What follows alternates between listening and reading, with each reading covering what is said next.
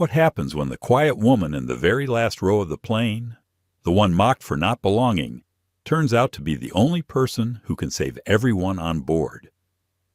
On Skylux Flight 815, laughter and whispers rippled through the cabin when Naomi Carter, a black woman dressed in quiet elegance, took her seat beside the lavatories. To the crew and certain passengers, she looked out of place, a mystery that didn't fit their shallow expectations. What they didn't know was that Naomi wasn't just a passenger. She was the architect, the mind, and the owner of the airport they were flying toward. When a catastrophic systems failure threatened hundreds of lives, the truth emerged in a way no one could ignore. The woman who had been underestimated, dismissed, even ridiculed, became the calmest voice in the storm, guiding the very lights that brought them all safely home. But the question remains, how does a single flight reveal both the ugliness of prejudice and the unshakable power of dignity? And what happens to those who mocked her once the plane touches down? Stay with us, like this video, share it with someone who needs to hear this story, and subscribe to our channel, because what happens next will change how you see respect forever. The sound was muffled, but it cut through the hum of the engines like a shard of glass. A laugh short, sharp, and almost metallic in its cruelty. Naomi Carter didn't even have to look up from her book to know it was directed at her. On an airplane, sound travels strangely. Conversations meant to be private often drift 40 or 50 feet without losing their edge. She kept her eyes on the page, letting the letters blur for a moment before settling again into focus. A woman in her position had learned long ago that silence could be sharper than any reply, but the laugh lingered in the air, mingling with the sterile chill of recycled oxygen, the faint tang of jet fuel still clinging to the cabin, and the artificial scent of fresh linen pumped from the vents. Naomi sat in seat 34B, the very last row of Skylux Airways.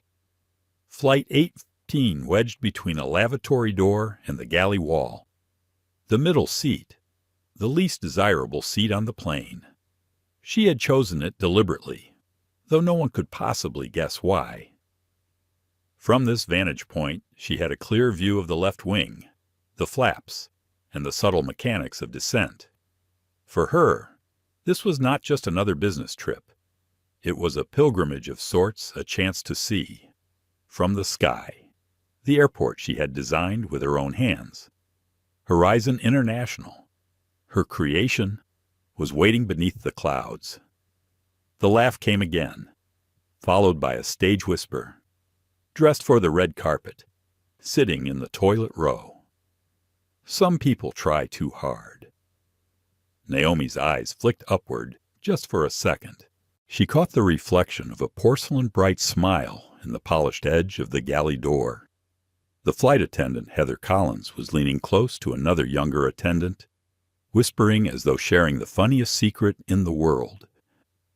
Heather's lips curved into a grin, brittle as spun sugar, while her eyes slid toward Naomi with a conspiratorial gleam. Naomi turned a page in her book. Her fingers were steady, her face composed. Inside, she felt the familiar press of weariness. How many times in her life had she been underestimated at first glance? In boardrooms where men twice her age and half her intelligence dismissed her ideas until they realized she controlled the budget. In construction meetings where architects couldn't believe the woman with braids pinned neatly behind her ears was the one who had drawn the blueprints spread across their table. She had lost count. And yet, every time, she had learned the same lesson. Silence is not surrender. Sometimes it is strategy. Reaction is currency. And she had no intention of spending it on fools. The cabin of Flight 815 was still filling with passengers. Up front, first class exuded its curated luxury soft leather recliners, flutes of champagne balanced on glossy wooden armrests, the hushed tones of businessmen inflating their own importance. Naomi had watched them board earlier, each one greeted by Heather with a smile that could have belonged to a concierge at a five-star hotel. In 2A sat Mitchell Ford, a tall man with slicked-back hair and an Audemars wristwatch that flashed ostentatiously under the cabin lights. He had stretched his legs across the aisle, his voice already carrying as he flagged Heather down for a refill.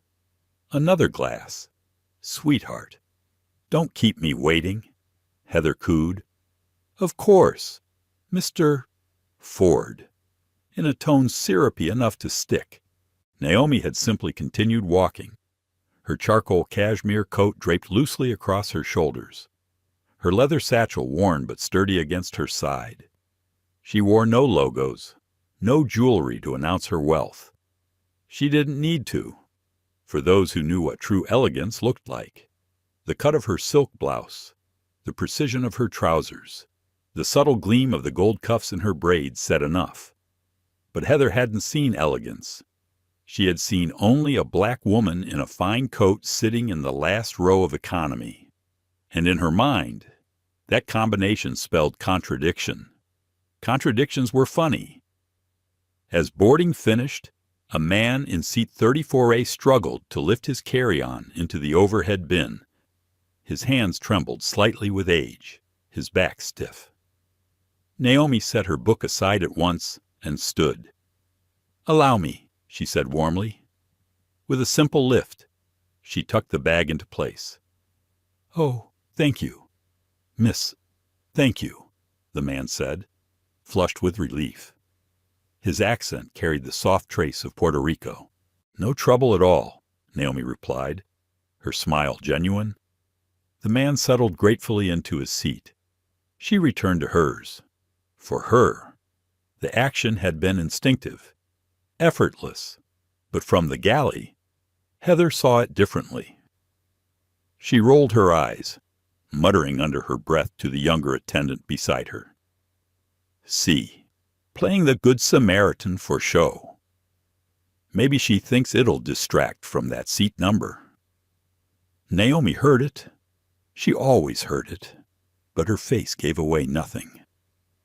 The engines rumbled louder as the captain's voice came over the intercom, steady and reassuring. "Ladies and gentlemen, welcome aboard Skylux Flight 815, nonstop service from Chicago to Horizon City. We're expecting a smooth ride today.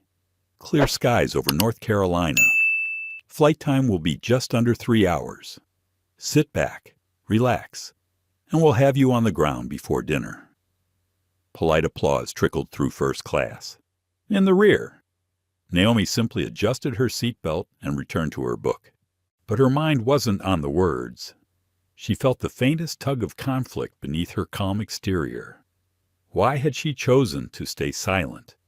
Part of her wanted to turn, to fix Heather with a stare that would strip away that brittle smile, to say aloud what she always carried silently. "You laugh at me because you cannot imagine who I am, but I could buy this airline with a fraction of my stock market gains. And the runway you're flying toward, it belongs to me." Her lips parted slightly, then closed again. "No, not yet. Not now. Let them think what they want. Time would reveal everything. It always did." The plane shuddered slightly as the doors sealed, the world outside growing muffled, contained. Naomi leaned her head against the cool window, watching the runway lights blur as the aircraft pushed back. The engines surged. The cabin tilted. A roar filled the air, pressing every passenger into their seats. Flight 815 lifted gracefully into the sky, cutting through the clouds, carrying its secrets at 600 miles per hour. Heather brushed past, collecting stray boarding passes. She allowed herself another glance toward the back, another smirk tugging at her mouth. To her, economy was cargo that breathed. First class was where the magic happened, and the woman in 34B.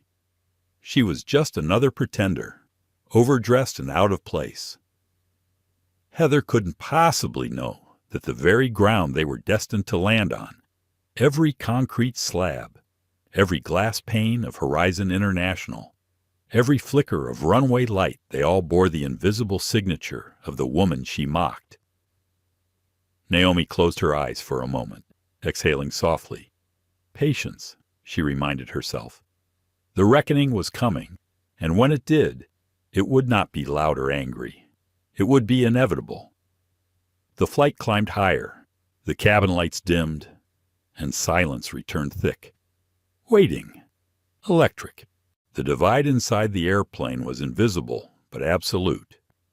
A simple curtain, weighted at the bottom so it hung perfectly still even in turbulence, separated first class from everyone else. But it was more than fabric. It was a line drawn in the air itself, dictating who was treated like royalty and who was tolerated like baggage that happened to breathe. Heather Collins knew this line intimately. To her, it was not just a curtain, it was a stage curtain. On one side, she performed with charm and sparkle, a polished act for men like Mitchell Ford. On the other, she lowered her mask, her smile replaced with something sharper, colder, more efficient. She had trained herself in this art. She could pick out wealth from 100 paces, the tailored cut of a suit jacket, the gleam of a Swiss watch, the way someone ordered champagne as if it were water. Heather mirrored it all back at them. That was her strategy, her survival plan. Maybe, just maybe, one day she would be noticed by the right person and escape this life of cramped galleys and recycled air. Naomi Carter didn't fit her script. Heather had watched her board quietly, her eyes narrowing as Naomi walked past the glossy cocoon of first class, past the slightly more practical business cabin, and all the way to the end of economy. That coat, that satchel, that hair pulled back with golden cuffs. Everything about her looked like she belonged in 2A or 2B, sipping champagne beside Mitchell Ford, and yet she sat down in 34B. The contradiction irritated Heather, the way a crooked picture frame irritates a perfectionist. Beside Heather, Chloe the younger, newer attendant still wore the wide-eyed eagerness of someone not yet hardened by the skies. Chloe had whispered, maybe she booked late. Heather had smirked. Please, real money doesn't book last minute in the toilet row. Real money flies private. She didn't mean for Naomi to hear, but the acoustics of the cabin made sure she did. Naomi had only smiled faintly, as if the words skimmed off her surface without leaving a mark. That calmness, infuriating calmness, irked Heather more than any retort would have. In the front of the plane, Mitchell Ford was already making himself the center of gravity. He leaned back in his wide leather recliner, snapping his fingers when he wanted something, speaking loud enough for nearby passengers to overhear every self-congratulatory sentence. I just acquired a new data analytics firm. He announced to no one in particular. Pocket change. Just a little project. The truth known only to him was that he was not a mogul, but a mid-level manager.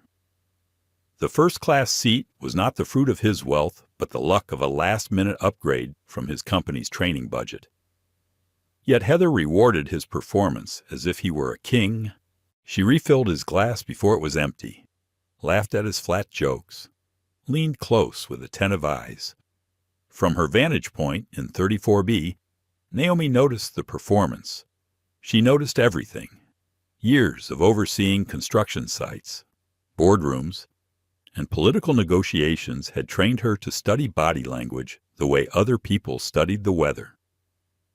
She saw the way Heather's laugh was just a fraction too sharp, the way Mitchell's watch caught the light deliberately, the way Chloe mimicked Heather's posture in hopes of learning how to move in this strange hierarchy of the skies. Naomi turned back to her book. Though she wasn't reading, She was thinking about patterns, how people create them, how they repeat them, how they collapse when tested. The beverage cart rolled down the aisle. Heather's transformation was instant. Her first-class smile vanished as she crossed into economy. Her movements became brisk. Her words clipped. Her warmth cooled into efficiency. When she reached row 34, Naomi looked up politely. "Could I have a bottle of water?" "Please." Heather scooped ice into a plastic cup and filled it from a jug. She thrust it toward Naomi without meeting her eyes. "We reserve bottled water for first and business class. You'll have to make do with this." Naomi glanced at the man beside her. "Mr. Alvarez had just been handed a sealed bottle moments before. He frowned in confusion, opening his mouth to object. But Naomi touched his arm lightly and shook her head. Her voice was calm. "Of course. Thank you." She accepted the cup, its cheap plastic rim pressing against her lips. Heather walked on, satisfaction curling her mouth. To her, it was a small victory. A reminder that no matter what coat Naomi wore, in this space she was just another economy passenger. Naomi, however, felt no anger. She felt something colder, steadier. She was cataloging the incident, tucking it away in the architecture of her memory. Microaggressions were bricks. Enough of them stacked together formed a wall, but walls could be dismantled, too. As Heather passed Mitchell again, she leaned down conspiratorially, her voice pitched just loud enough to carry back to row 34. "You wouldn't believe the champagne taste on a beer budget. People we get back there." Mitchell laughed, delighted to be included in the mockery. "I know the type," he said, swirling his champagne, "always pretending." Naomi closed her eyes briefly, inhaled, exhaled. She thought of her mother, who used to tell her, "The tallest trees face the strongest winds. Stand tall anyway." For a moment, Naomi wondered what her life would be like if she had chosen to fly private today, as she usually did. No smirks, no whispers, no cups of water passed like insults. But she had chosen this seat for a reason. She wanted to watch the flaps move, wanted to feel the vibrations during descent, wanted to see with her own eyes the first landing on the runways she had designed.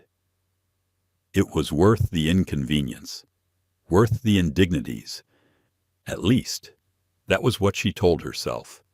Still, a quiet voice inside her asked, "Why do you always have to prove something, Naomi? Why do you put yourself in these positions, letting strangers laugh at you, dismiss you, not knowing the empire you built beneath their feet?"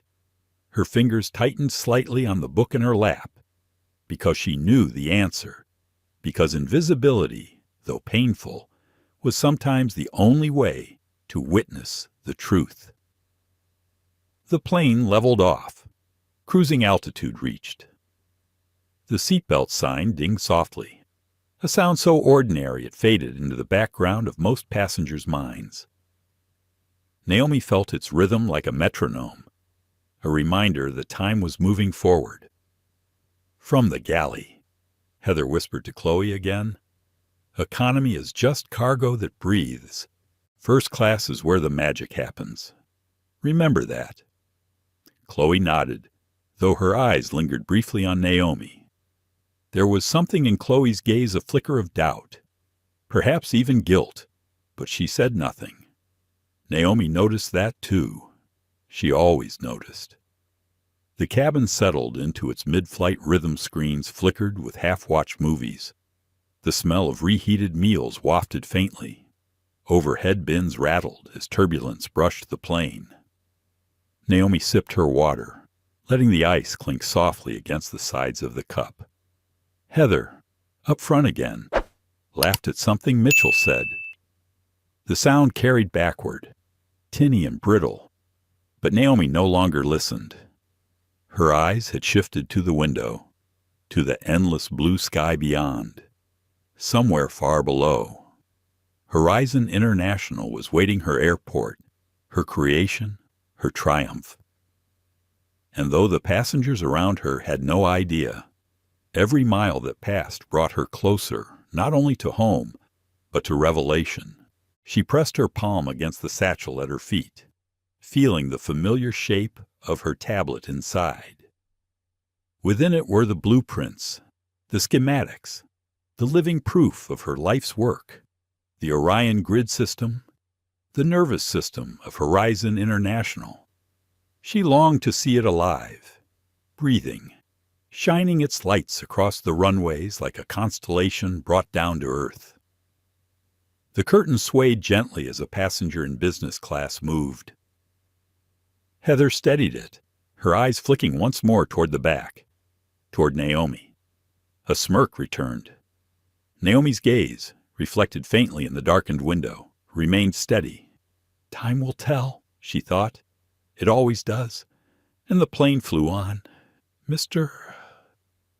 Alvarez settled into his seat beside Naomi, still murmuring gratitude under his breath. His voice carried the gentle rasp of age, the kind of tone that made every word sound like it had traveled a long way before reaching the surface.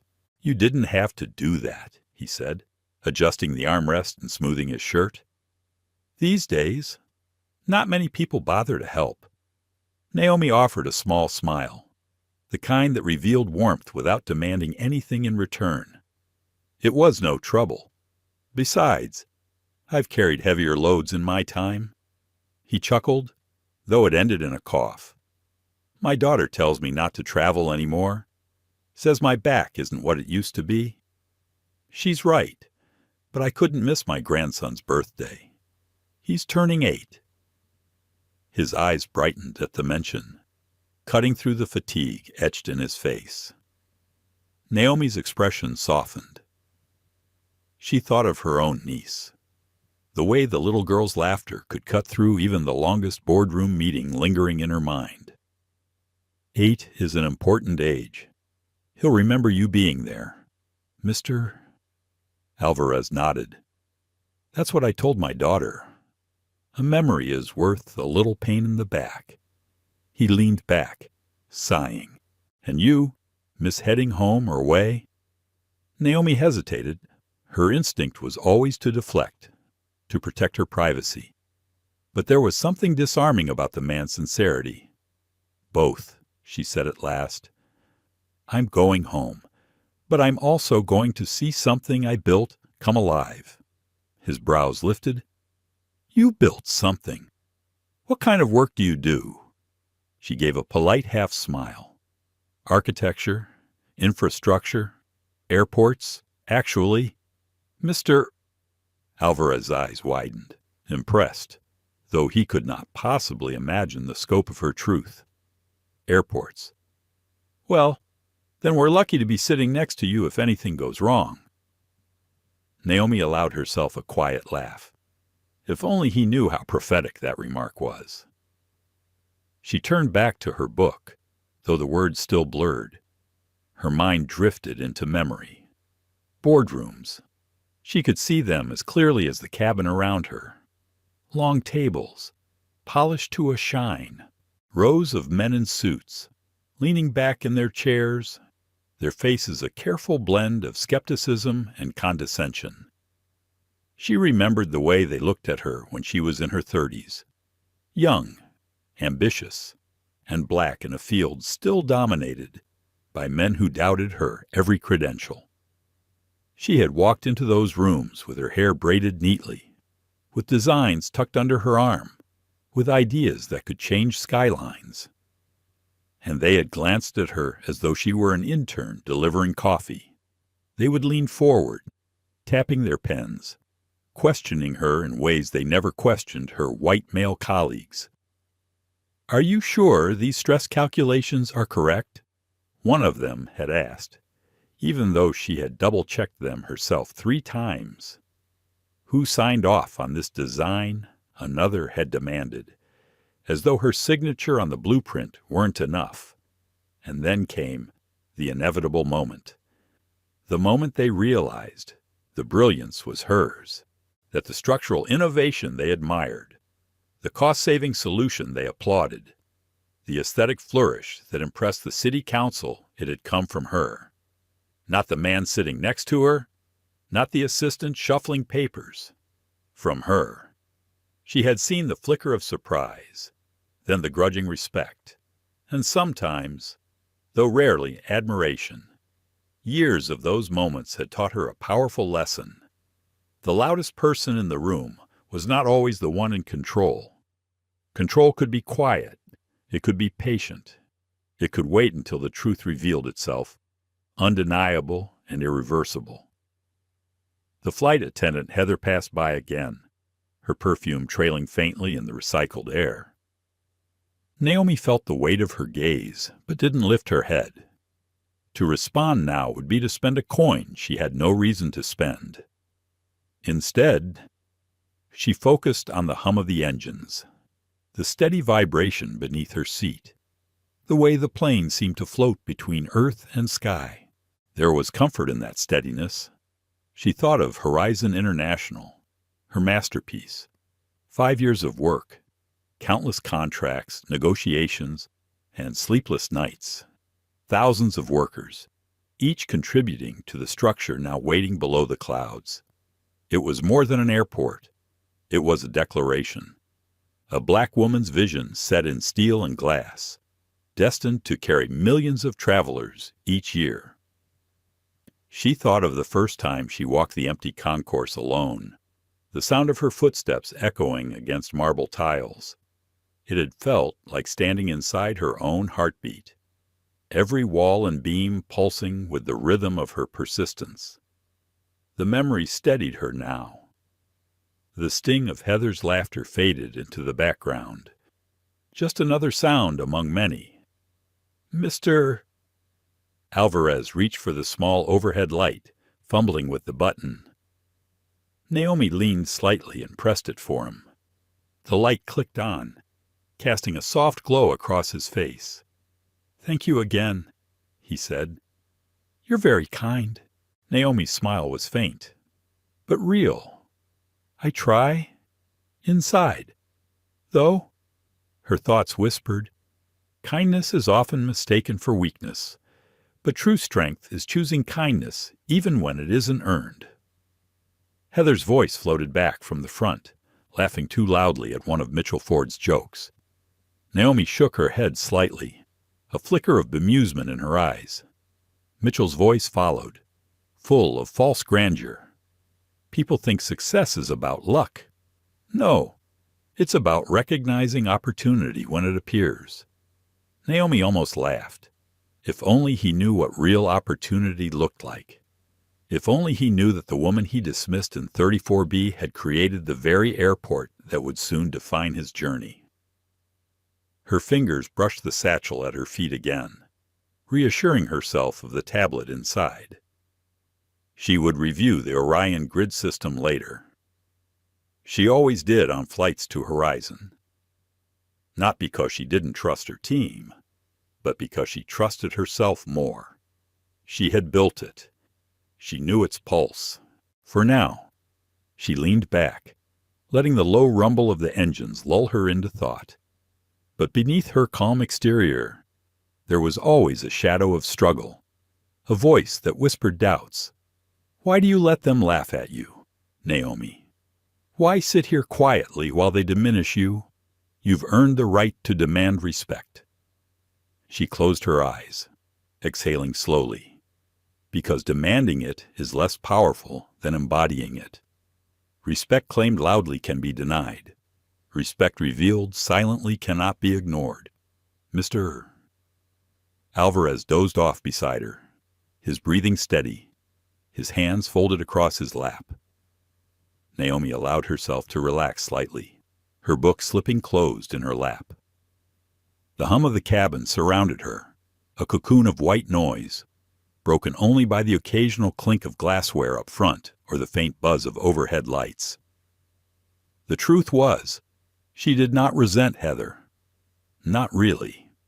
Heather was just another in a long line of people who had underestimated her.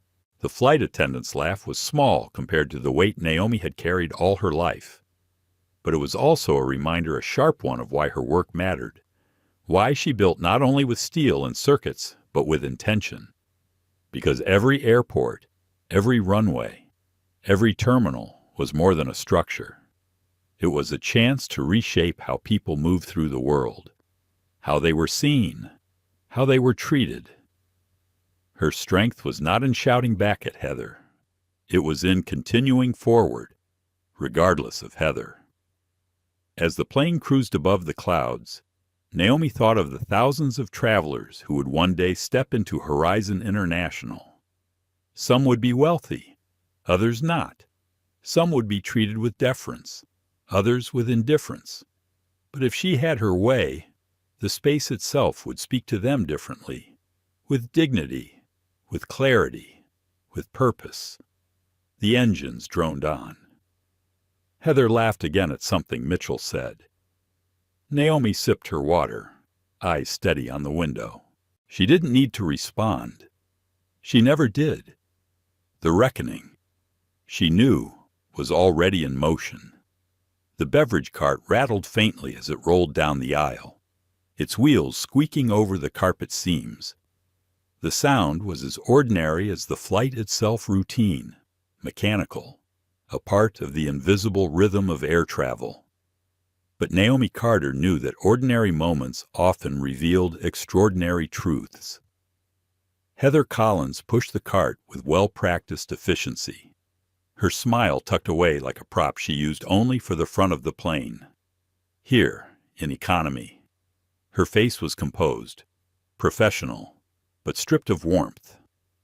Chloe trailed just behind, balancing the cups and napkins, her nerve showing in the way her hands fidgeted whenever the cart jolted. Heather's eyes swept the rows like a judge scanning defendants. She distributed sodas and juices with clipped words. Her body angled slightly forward as though eager to escape this part of the cabin and return to her real stage in first class. When she reached row 34, Naomi looked up politely. "Could I have a bottle of water?" "Please." Heather's eyes flicked down, then away, as if she hadn't really heard. She bent to scoop ice into a flimsy plastic cup and filled it from a jug. Without a word, she set it down on Naomi's tray table. The ice clinked against the thin sides, water sloshing dangerously close to the rim. Naomi regarded the cup, then raised her gaze calmly. "I asked for a bottle. If you have one."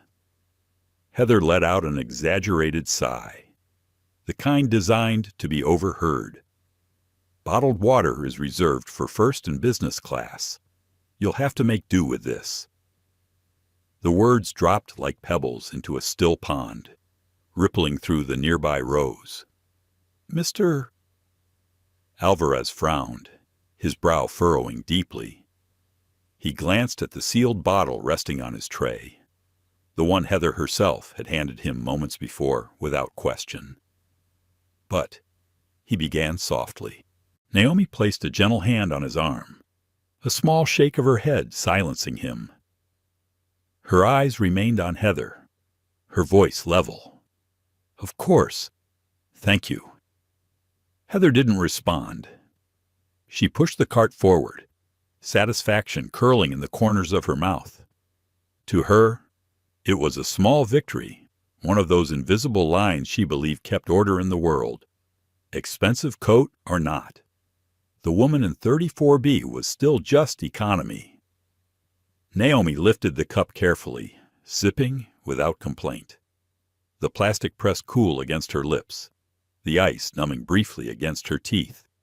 She didn't mind. She had tasted worse indignities in her lifetime. But inside, a quiet calculation had begun. The cabin settled back into its low hum. Children whispered across aisles. Overhead vents hissed softly. Somewhere up front, Mitchell Ford laughed loudly again, his voice carrying back like static. Naomi closed her eyes briefly, shutting it all out. She thought of her father, a man who had worked 30 years in municipal planning, who had taught her that dignity was a foundation you built before anything else. He used to say, "People can strip you of titles. Naomi, they can strip you of comfort, but they can't take away how you carry yourself." She carried herself now as he had taught her, upright, measured, calm. But the weight of Heather's lie pressed against her chest. Not because of the water, not even because of the insult, but because lies like that, small and unchallenged, accumulated like dust until they suffocated truth entirely. Still, Naomi refused to react. Not here, not now. Chloe lingered briefly at row 34 as Heather moved ahead. Her voice was quiet, tentative. "Would you like me to bring you something else later?" Ma'am Naomi's gaze softened. She saw the nervous guilt in Chloe's eyes, the way the younger woman's lips pressed tightly as though holding back words. "No, thank you," Naomi said gently. "I'm fine." Chloe hesitated, then nodded quickly and hurried after Heather. Naomi returned to her book, though her thoughts were far from the page. She considered the irony of it all. Heather thought she had won a tiny battle of status, withholding a bottle of water, yet Naomi could, with a single call, terminate entire contracts worth millions, contracts Heather's airline depended on. She sipped again, letting the water slide coolly down her throat. Patience, she told herself. Patience is stronger than pride. Mr. Alvarez shifted beside her, discomfort written plainly on his face. "That wasn't right," he muttered. "You asked politely. She shouldn't have." Naomi turned to him, her expression calm. "It's all right," she said softly. "Not everything requires a fight. But it was unfair. He insisted." Naomi studied him for a moment, then smiled faintly. "Life is full of unfairness. The question is what you build from it." He blinked, considering her words, before nodding slowly as the service cart disappeared toward the front of the cabin. Heather leaned down conspiratorially toward Mitchell Ford, who had wandered back to speak with a colleague in business class. Her voice carried just enough to drift back. "You wouldn't believe the champagne taste on a beer budget. People we get back there." Mitchell laughed, delighted to share the mockery. "I know the type. Always pretending." Their laughter mingled, brittle and shallow, a sound Naomi had heard countless times in countless places. She didn't flinch. She didn't frown. She simply turned her attention back to the window, the sky stretching endless and blue outside. Inside, though, her mind was already moving elsewhere, to the Orion grid system, to the schematics stored on her tablet, to the thousand small details of an airport that had to work in perfect harmony or risk catastrophe. Her calm exterior hid the storm of calculation beneath. For Heather, this moment was nothing but a passing amusement. For Naomi, it was another entry in the long architecture of consequence. The hours ahead would prove whose foundation was stronger. The plane hummed steadily on. The first hour of the flight slipped by in a haze of white noise. The engines droned steadily, a sound that faded into the background until it became as natural as breathing. Most passengers settled into their routines, movies glowing on seatback screens, books opened but barely read, heads leaning against pillows as they tried to nap. Naomi Carter kept her tablet tucked away. She had promised herself not to open the blueprints just yet. Instead, she sat quietly, sipping the last of her water, her gaze drifting to the clouds outside. For once, she allowed herself the rare luxury of stillness. That stillness was broken by the sound of a child crying. At first it was faint, a soft whimper, muffled by the rumble of the engines. But soon it rose into a high-pitched wail, piercing through the cabin like a siren. Passengers shifted uncomfortably in their seats, some sighing, others rolling their eyes. Naomi turned her head to see a young mother a few rows ahead, cradling a boy who couldn't have been more than 3. His small hands tugged at his ear, his face flushed with pain and frustration. The mother looked exhausted, her hair falling from its bun, her voice trembling as she whispered desperate reassurances. "Shh, sweetheart. It's okay. Just breathe. Mama's here." But the boy's cries only grew louder. Heather Collins appeared from the galley, her expression already hardened. She walked briskly down the aisle, her heels clicking against the thin carpet. She stopped at the row, leaning slightly toward the mother, her voice cool and clipped. "Ma'am, you need to control your child. He's disturbing the other passengers." The mother looked up, panic flickering in her eyes. "I'm trying. I think it's his ears. The pressure is hurting him. I can't get him to calm down." Heather's frown deepened, her arms crossing in a gesture of impatience. "Well, you need to try harder. Other people paid for peace and quiet on this flight." Without another word, she turned and walked briskly back toward business class, where a call light was flashing.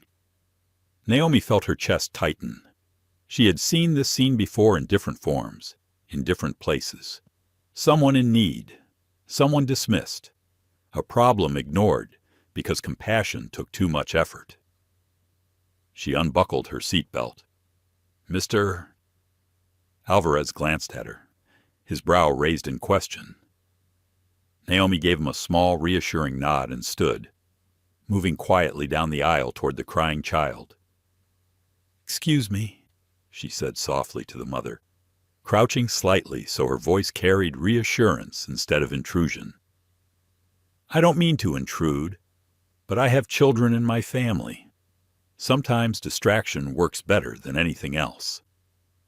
The mother blinked up at her, eyes wet with relief. "I've tried everything. He won't stop." Naomi leaned closer to the boy, lowering her voice to a gentle hum. "Hey there," she whispered. "I have a secret to show you." The boy's cries faltered just a little as curiosity pierced through his discomfort. Naomi pulled her tablet from her satchel, the familiar weight of it comforting in her hands. With a few taps, she switched from complex schematics to a simple, colorful app she had downloaded years ago for her niece. The screen lit up with swirling stars and bursts of color, each touch producing a soft chime and a cascade of light. The boy blinked, his tears pausing. His small hand reached out hesitantly, pressing one finger to the screen. A rainbow of sparks erupted, accompanied by a gentle musical tone. His eyes widened, the wail caught in his throat turning into a hiccup, then a tentative giggle. Naomi smiled warmly. "See, you can make the stars dance." He tapped again. Another burst of color, another giggle. Soon his cries were replaced by soft laughter, the kind that rippled through the cabin like a balm. Passengers who had tensed visibly relaxed, some even smiling at the sudden transformation. The mother's shoulders slumped with relief. "Oh my goodness, thank you. Thank you so much." Naomi shook her head. "It's nothing. Keep the tablet for now. Let him play." The boy tapped again and again, entranced by the bursts of light. Naomi returned to her seat, her presence so calm it seemed to leave a trail of stillness behind her. "Mr. Alvarez smiled at her as she sat down. "You have a gift," he said softly. Naomi simply replied, "Sometimes the smallest tools make the biggest difference." From the front of the cabin, Heather had seen everything. She stood frozen for a moment, her tray of drinks in hand, her expression hardening. To her, Naomi's gesture wasn't kindness. It was arrogance, a performance, a calculated move to draw attention. She muttered to Chloe as she passed the younger attendant in the galley. "Now she's playing super nanny. Can you believe the nerve?" probably expects applause for babysitting. Using her fancy tablet as a toy. What a show. Chloe didn't answer. Her eyes flicked briefly toward the back, toward Naomi, and then away. There was something unspoken in her silence, something Heather refused to see admiration. Naomi, meanwhile, returned to her book, the corners of her mouth lifting faintly at the sound of the boy's giggles still echoing behind her. It wasn't pride she felt, it was quiet satisfaction. She hadn't done it for applause. She had done it because she could, because it mattered, because she refused to look away when compassion was required. The engines hummed on. The child laughed softly, and Naomi sat still, as though nothing extraordinary had happened at all. But extraordinary had, and the contrast between her and Heather had just grown sharper. Heather poured another glass of champagne for Mitchell Ford, laughing just a little too loudly at his story. Mitchell didn't notice her distraction, but Heather's thoughts gnawed at her. She hated the calmness in Naomi's face, the way she carried herself as if nothing could shake her. She whispered to herself, low enough that only she could hear, "We'll see how calm she is when the mask slips." Back in 34B, Naomi closed her book, resting her hands lightly on the worn leather cover. She let her gaze drift once more to the sky outside the window. The Orion grid system pulsed in her mind, each circuit and light flickering across her thoughts like the stars on her niece's game. She wondered if the system would shine as it was designed to, if her team had caught every flaw, every potential failure. Her calm was real, but beneath it lived another truth, an unshakable sense of responsibility. She didn't just design buildings. She designed trust, and trust had to hold, no matter who laughed, no matter who dismissed her, no matter what weight pressed against her shoulders. The boy laughed again, the sound spilling into the aisle. Naomi smiled faintly and closed her eyes, her breath slow and steady. The reckoning, she thought, was closer than anyone realized. The flight had settled into that long, quiet middle stretch where time seemed to blur. Some passengers napped with open mouths, lulled by the constant hum of the engines.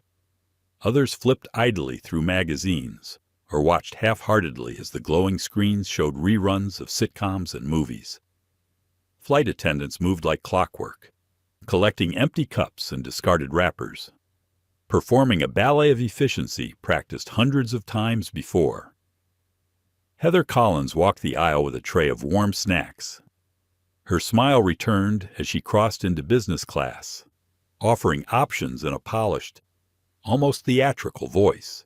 Freshly baked cookies, chocolate chunk or white macadamia nut, complimentary, of course. Mitchell Ford leaned back in his wide seat, plucking 2 cookies without a word of thanks. He chewed loudly, crumbs dusting his tailored slacks. Heather laughed as if he had told a joke, leaning closer than necessary, eyes glinting with the reflection of the first-class cabin's soft lighting. By the time Heather reached economy, the tray was nearly empty. The presentation was gone, her tone stripped of its practiced warmth. She held out the basket with a perfunctory air, her voice flat. Snacks. Rose ahead of Naomi accepted the few remaining broken cookies with polite nods. By the time Heather stopped at row 34, all that was left were crumbs and fragments. She tilted the basket toward Naomi and Mr. Alvarez. Crumbs. Anyone, Mr. Alvarez declined quietly, shaking his head. Naomi didn't even glance up from her tablet, her eyes fixed on the glowing screen. That indifference irritated Heather more than any complaint could have. To be ignored was, in her mind, the greatest insult. She cleared her throat pointedly. "Ma'am, I asked if you wanted a cookie." Naomi blinked once, as if surfacing from a deep current of thought. She raised her eyes. her tone calm. "I'm sorry. Were you addressing me?" "The cookies," Heather said sharply, shaking the basket. "Do you want one or not? I don't have all day." Naomi's gaze flicked briefly to the tray, then back to her tablet. "No, thank you." Her fingers swiped across the screen, rotating a three-dimensional rendering of an air traffic control tower. Heather's eyes narrowed. She caught a glimpse of the complex designs, lines and numbers she didn't understand. To her, it looked like a video game dressed up to impress. Pretending again, she thought bitterly. Always pretending.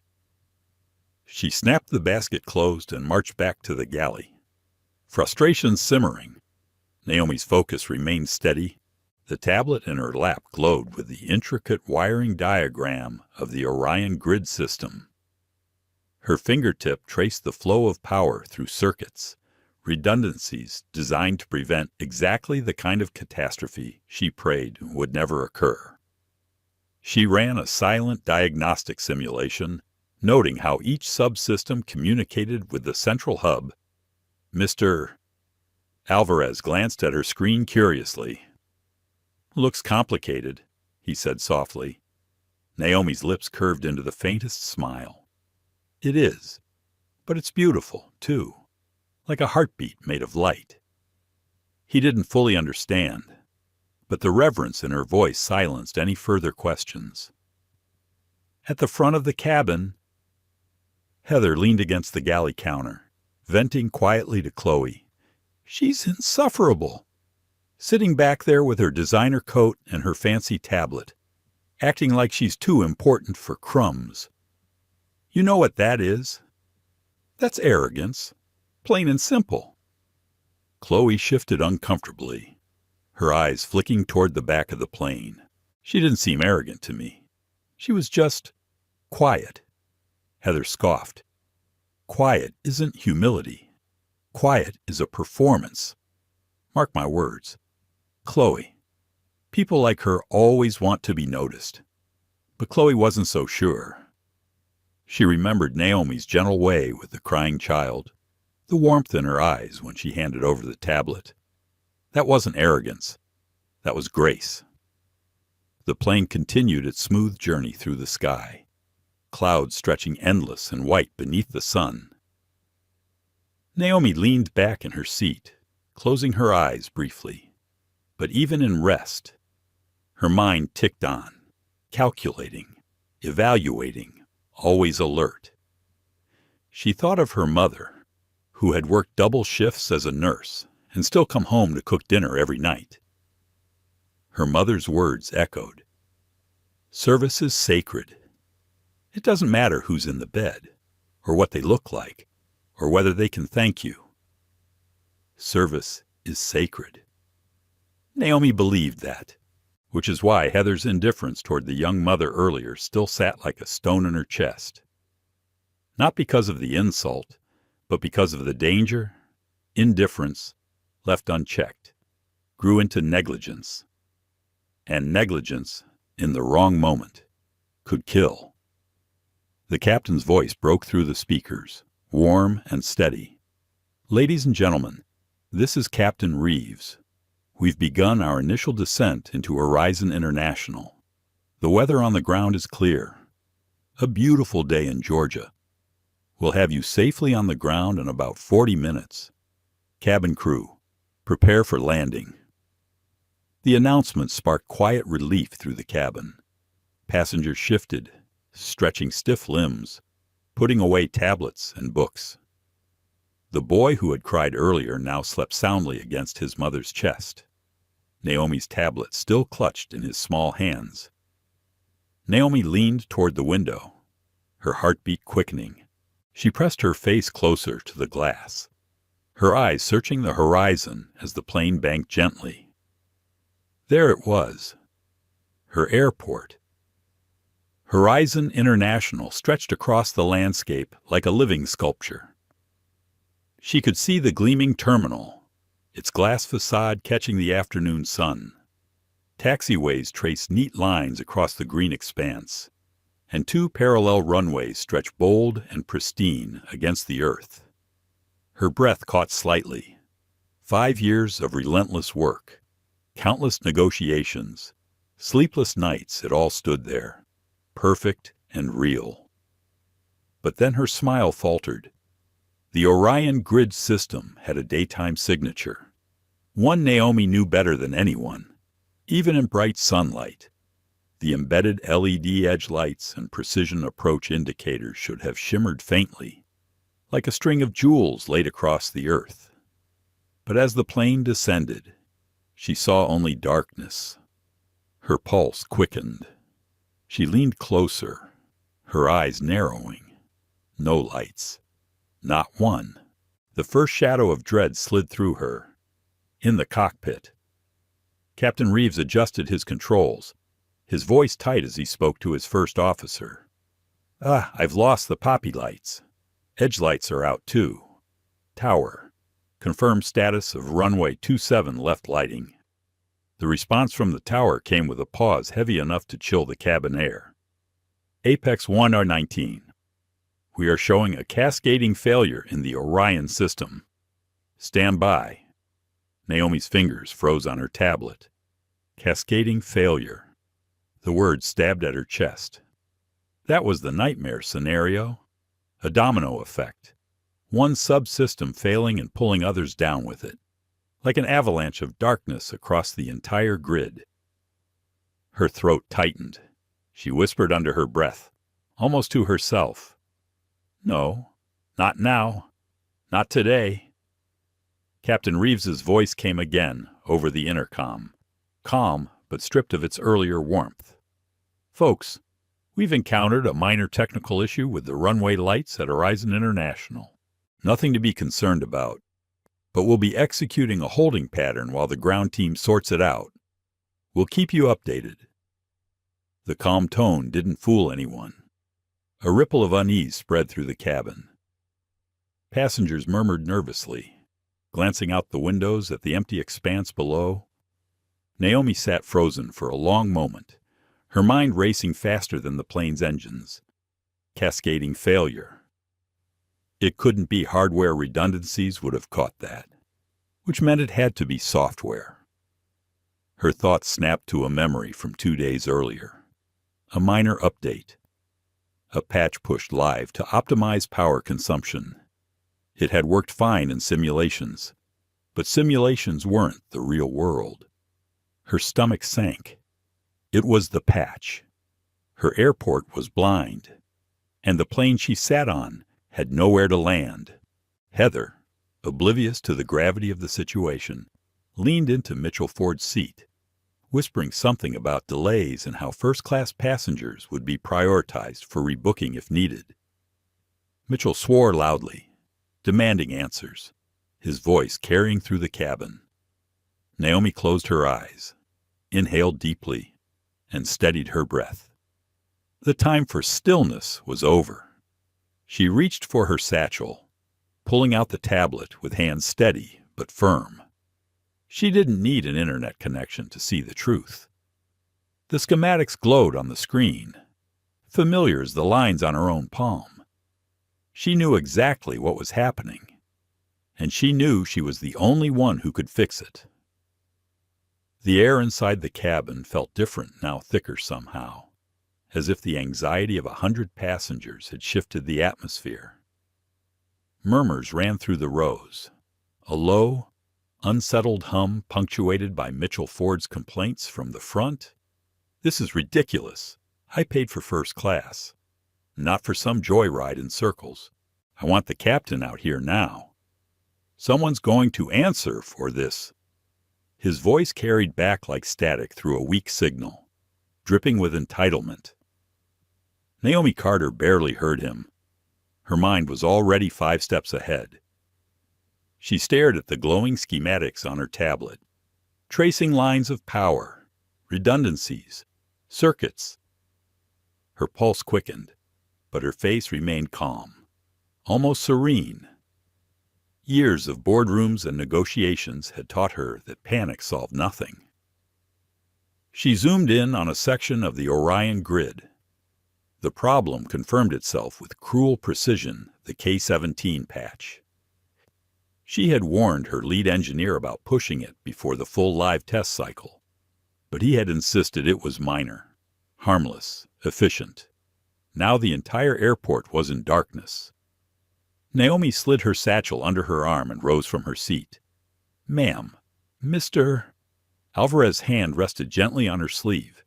His brow creased with concern. "The captain said to stay seated." She looked down at him, her voice low but steady. "If I stay seated, Mr. Alvarez, none of us are landing today. Trust me." He searched her face, saw something there, something resolute and unshakable, and nodded. "Then go." Naomi moved down the aisle with calm purpose, her heels pressed into the thin carpet, each step deliberate. Passengers glanced at her curiously, sensing something in her bearing. She didn't look like someone heading to argue for compensation or to complain about service. She looked like someone heading toward work. Heather Collins saw her coming. She stepped out from the galley like a gatekeeper, her hand raised, her smile sharp.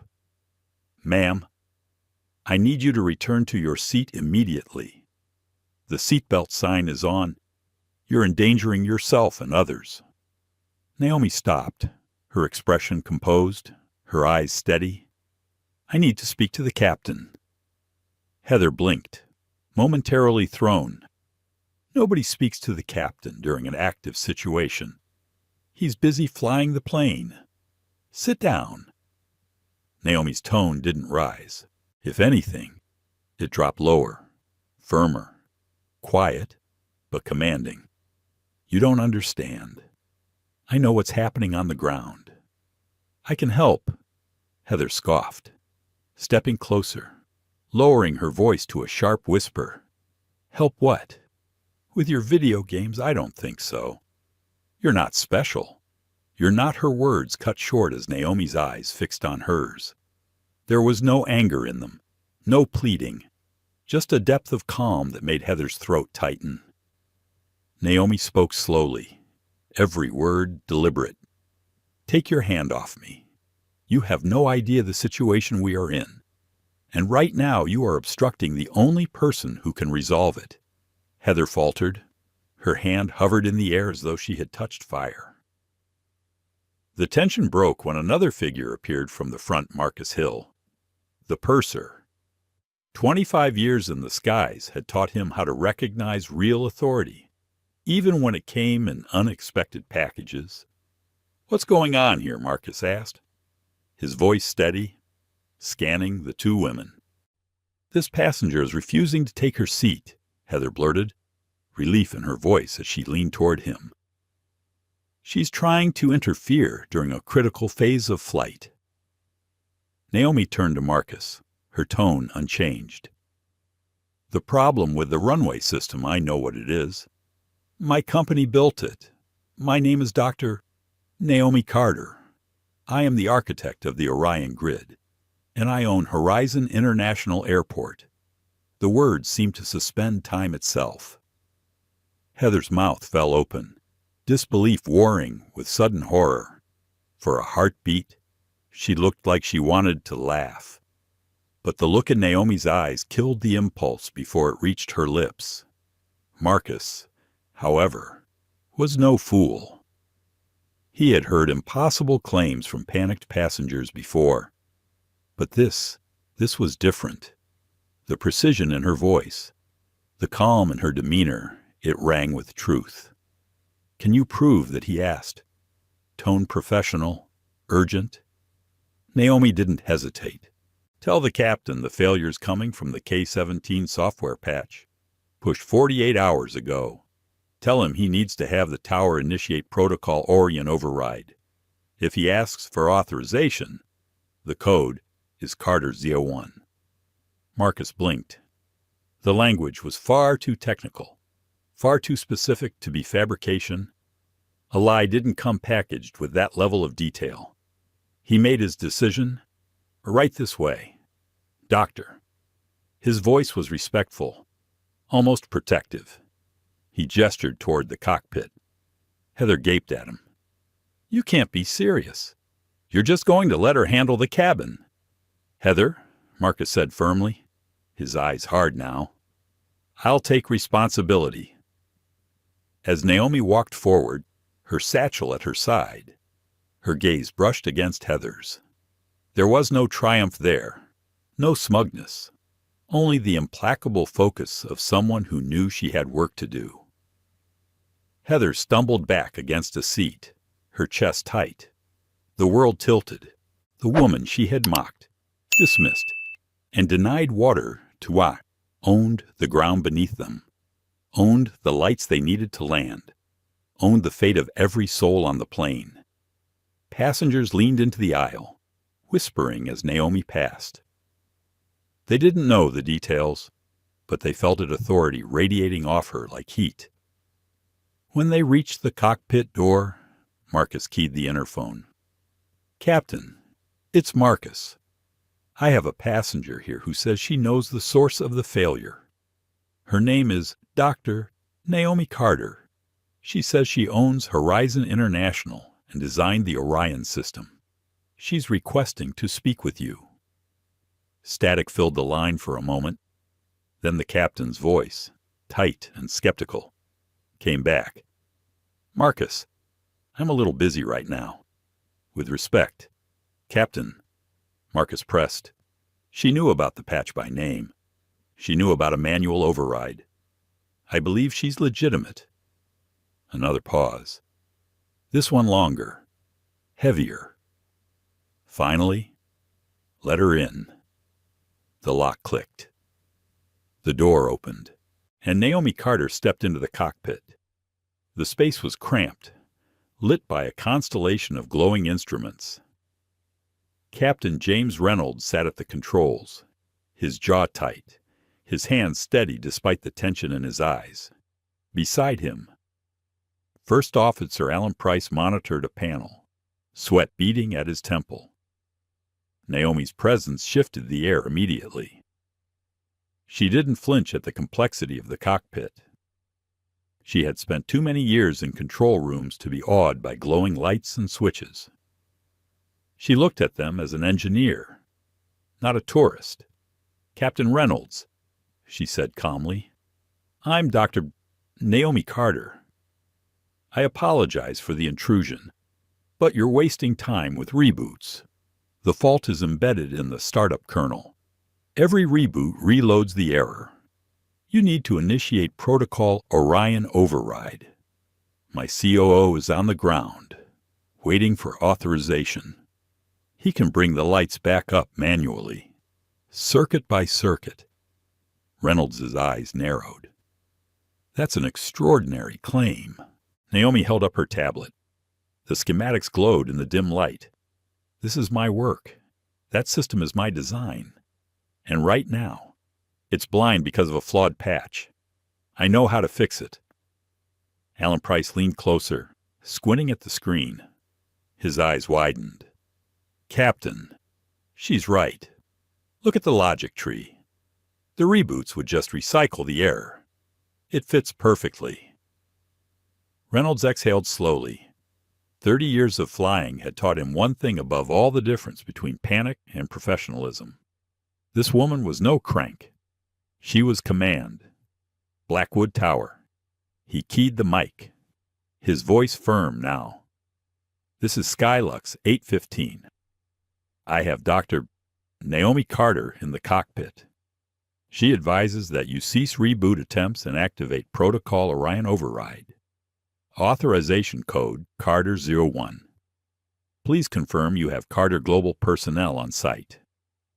The reply came almost instantly, the relief palpable in the controller's voice. "Skylux 815 confirmed. Daniel Lee of Carter Global is here. He confirms the protocol. Stand by. Initiating now." Naomi leaned forward, her eyes on the windshield where the faint horizon glowed. "Captain, I'll guide your first officer through what to expect as the lights come online. Piece by piece, we'll land this plane together." Reynolds nodded once, the skepticism gone. All right, Doctor. Let's get to work. Back in the cabin. Heather sat frozen in her jump seat. Her heart pounded so loudly she thought others might hear it. The whispers of passengers filled the air like judgment. The woman in 34B, the one she had mocked with a laugh, denied water, dismissed as a pretender, was now in the cockpit, holding their lives in her hands. Heather stared blankly at the aisle, her breath shallow. For the first time in years, she felt powerless, truly, utterly powerless. And she realized, with a cold weight pressing into her chest, that her reckoning had arrived at 600 miles per hour. The cockpit of Skylux 815 thrummed with a tension so sharp it could have been strung like a violin string. Outside the windshield, the clouds parted to reveal the flat sprawl of Horizon City, the airport visible in the distance, but the runways below were dark, black ribbons against the landscape. Naomi Carter stood just behind Captain James Reynolds, her tablet glowing in the dim light. She looked at the array of instruments with the eye of someone who understood the skeleton beneath the skin. Every dial, every flicker of the display was another piece of information feeding into her calculation. Captain, she said evenly, the Orion grid has gone into recursive failure. That patch corrupted the kernel. Every reboot reloads the fault. The only option is the override. Reynolds kept his gaze on the horizon. And you're telling me this override bypasses everything? Naomi nodded. It strips the system back to bare wires. No software, no automated sequences, just raw manual control. Section by section, circuit by circuit. It's not elegant, but it will give us light. First Officer Alan Price frowned, his eyes scanning the controls. That's primitive, like flying blind with flashlights.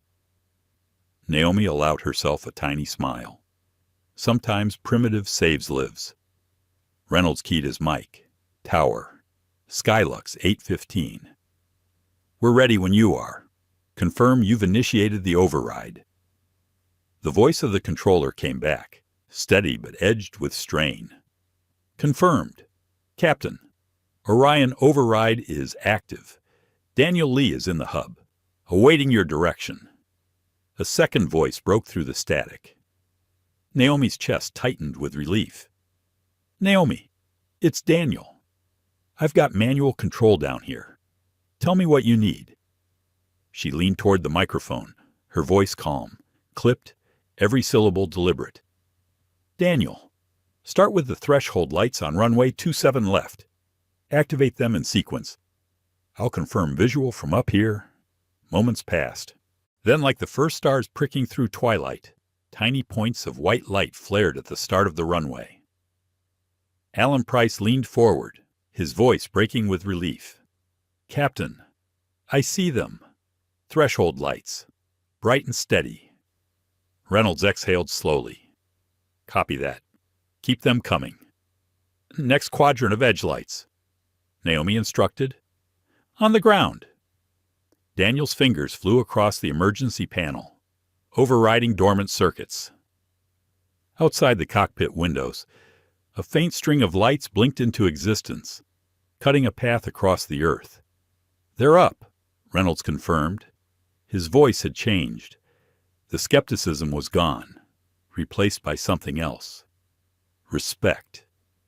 Naomi's eyes softened just slightly, but inside, her mind was still moving, still calculating.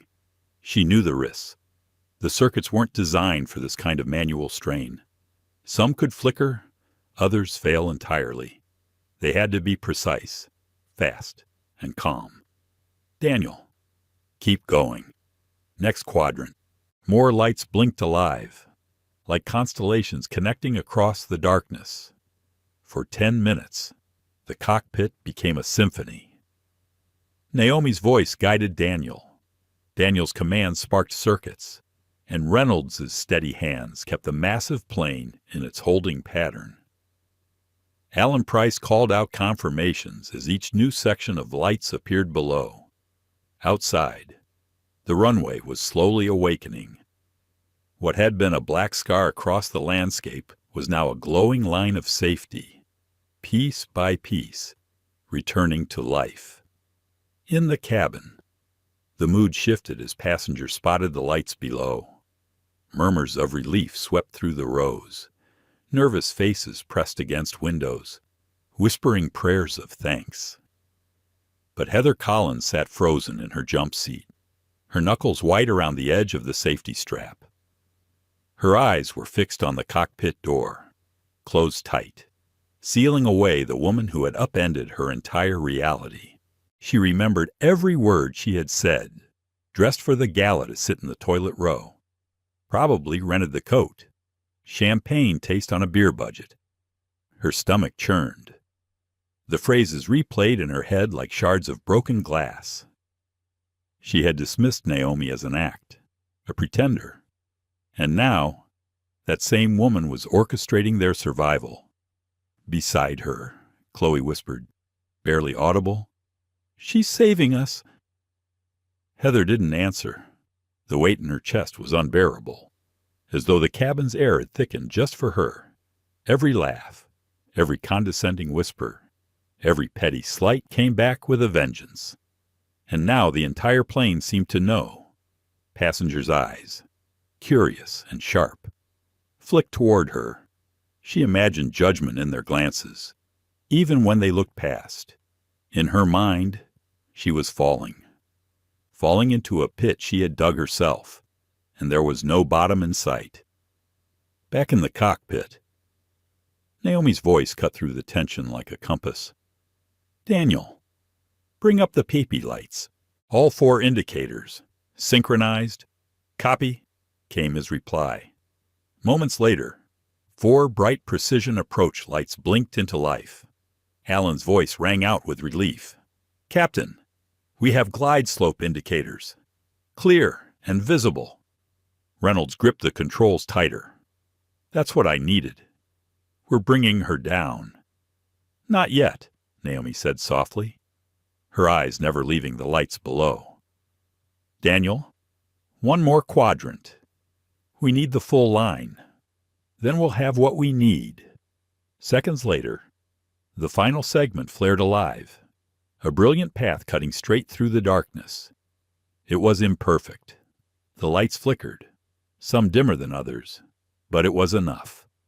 Reynolds's jaw set. He adjusted the controls, banking the plane gently. "All right, Doctor. We've got a runway. Let's make it count."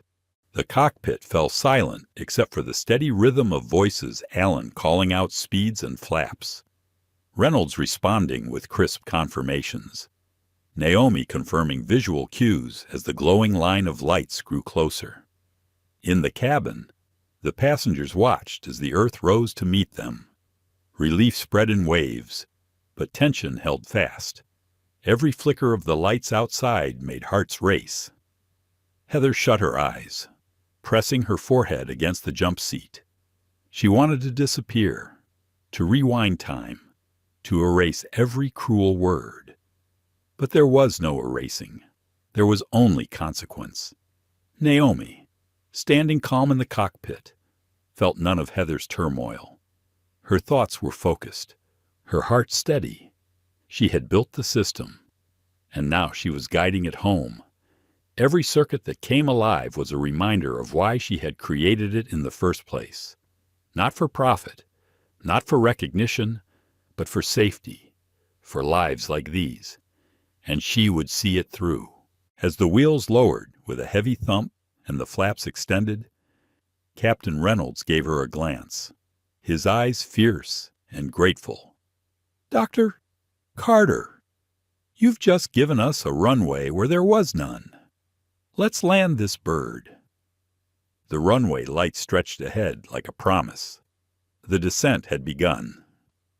The nose of Skylux 815 tilted downward, and the sensation rippled through the cabin like a collective intake of breath. Passengers sat straighter, their hands gripping armrests. Even the most seasoned flyers knew instinctively when something was different. This descent was not routine. Inside the cockpit, Captain James Reynolds' hands were steady on the yoke, though the muscles in his jaw worked like gears under pressure. Speed checked.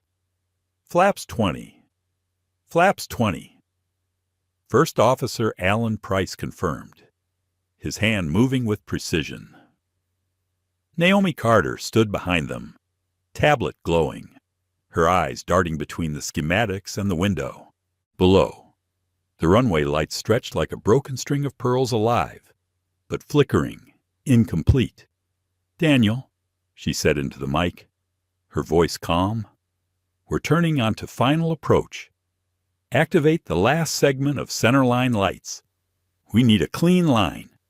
Daniel Lee's voice came back ragged with tension, but resolute. "Copy. Stand by." A pause.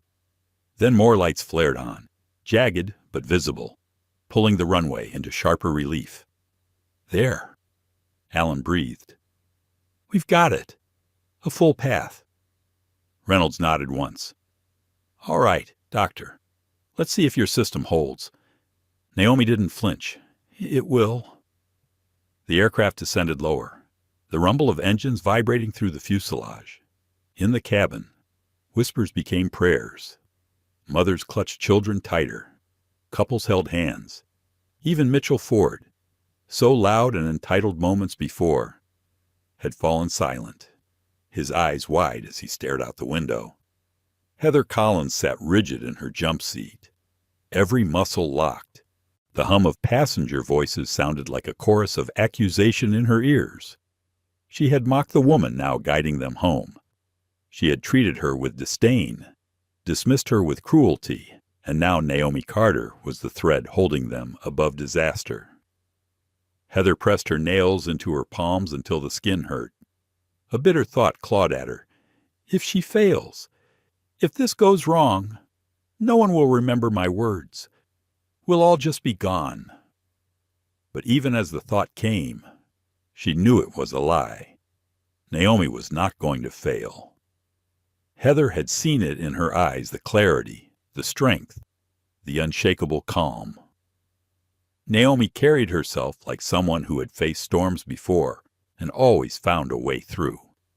Altitude 1,000 feet. Alan called, his voice steady but tight. Visual acquired. Reynolds said, "Runway in sight." "Doctor, any last advice?" Naomi's gaze stayed fixed on the lights. "Trust them. They may flicker, but the line is true. Fly the line." The captain gave the faintest nod. "Back in economy, Mr. Alvarez closed his eyes and whispered a prayer in Spanish. Rachel Evans held Ethan, his small fingers still curled around Naomi's tablet, the screen dark now but comforting in his grasp. Chloe Bennett, the junior attendant, glanced down the aisle toward the cockpit door, her chest swelling with quiet awe. The plane dipped lower. The runway filled the windshield now, the lights blinking faintly as if fighting exhaustion, but refusing to die. 500 feet, Alan announced. The tension in the cabin was palpable, thick as smoke. Passengers barely breathed. Every eye that could see the ground was fixed on the glowing line. Reynolds' knuckles whitened on the controls. Steady. Power set. The landing gear groaned as it locked into place. The flaps extended fully, the great machine angling its body for the earth. Naomi's eyes never wavered. She stood as if rooted, a still point in the chaos. She thought of her mother again, services sacred, and of the engineers who had trusted her design. And she thought of the faces around her, strangers whose lives were now entwined with hers by threads of light and steel. She whispered, almost to herself, "Hold the line." Alan's voice broke the silence. 200 feet. The runway stretched wide now, filling every inch of the window. The flickering lights seemed to pulse in rhythm with the beating hearts aboard. "Captain." Naomi said quietly. You're clear. Take us home. Reynolds tightened his grip, jaw set. Roger that. The wheels screamed as they touched the tarmac, rubber burning against asphalt. A puff of smoke burst from beneath the fuselage. Then the roar of engines reversed. The plane shuddered, rattled, but held steady. Cheers erupted in the cabin, a tidal wave of relief and joy. Hands clapped, voices shouted, tears flowed freely. Strangers hugged each other, laughter bursting out like sunlight after a storm, but Heather Collins couldn't join them. Her hands trembled, her throat ached, and tears slid down her face unbidden. Not from relief, but from shame. She had misjudged Naomi so completely, so cruelly, and now she had to live with that truth. In the cockpit, Captain Reynolds eased the yoke back, guiding the aircraft gently onto the taxiway. His eyes flicked to Naomi, and for the first time since she entered, his voice softened. Dr. Carter, he said, his voice thick with respect. In 30 years of flying, I've never seen anything like that. We owe you everything. Naomi allowed herself a small, tired smile. You flew the plane, Captain. I just turned the lights back on. Alan Price shook his head, a grin breaking through the tension. Don't sell yourself short. You gave us a runway where there wasn't one. That's more than turning on lights that's saving lives. Naomi didn't answer. She just looked out the window at Horizon International, her airport, her creation, and felt the weight of it settle on her shoulders. She had brought them down safely, but she knew the reckoning wasn't over, because for her, survival wasn't the end. Accountability was. As the plane slowed and taxied toward the terminal, passengers applauded again. Some wept openly, others laughed nervously, letting the relief wash over them. Heather unbuckled her harness with shaking hands. Her chest felt hollow. Her world turned inside out. The woman she had mocked diminished.